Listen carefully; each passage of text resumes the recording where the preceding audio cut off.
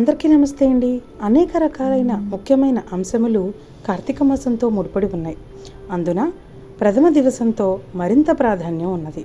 అది గోవర్ధన పూజ అని, గోవర్ధన పర్వతాన్ని పూజించడం కూడా కనబడుతూ ఉంటుంది. కృష్ణ ప్రధానమైన మాసం కనుక గోపూజతో కార్తీక మాసాన్ని ప్రారంభిస్తారు. గోవులను పూజించడం, గోవర్ధనగిరిని పూజించడం, గోవర్ధనగిరికి ప్రత్యామ్నాయంగా శ్రీకృష్ణుని ప్రతిమను పెట్టి పూజించుకుంటూ ఈ నెలనాళ్ళు కూడా చక్కగా దామోదర ప్రీతిగా తులసిమాలను, బిల్వమాలను సమర్పించవచ్చు.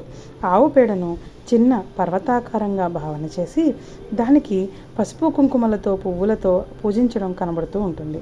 అటువంటి పవిత్రమైన ఈ పర్వదినాన్ని కూడా మనం గోవర్ధనగిరి స్వరూపమైన విష్ణు తేజస్సుకు నమస్కరిస్తూ చక్కగా పూజించుకుంటూ ఈ కార్తీకాన్ని సద్వినియోగం చేసుకోండి.